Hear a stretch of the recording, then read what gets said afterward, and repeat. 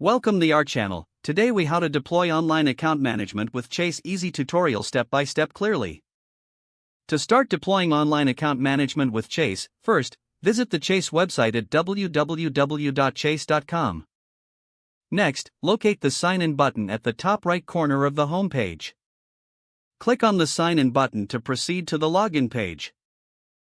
If you already have an account, enter your username and password. For new users, click on the Not Enrolled? Sign Up Now link. Follow the prompts to provide your personal information, including your social security number and account details. After filling in the required information, click on Next to set up your online account. You will receive a confirmation email to verify your identity. Check your email and follow the link provided to confirm your account. Once confirmed, return to the Chase website and log in using your new credentials. Once logged in, navigate to the Account Management section on your dashboard. Here, you can access various features such as viewing balances, making payments, and transferring funds. To set up online bill pay, locate the Payments option in the menu. Follow the prompts to add payees and set up payment schedules. To manage alerts and notifications, go to the Account Settings section.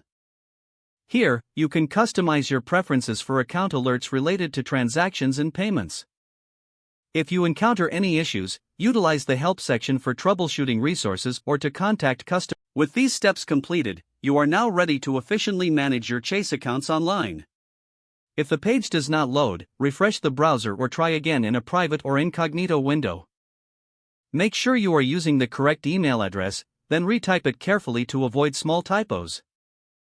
If your password is not accepted, use the Reset option and create a new strong password you can remember. Check your spam folder for verification or security emails, then complete any requested confirmation steps. Enable two-factor authentication if available to improve account security and reduce unauthorized access risk.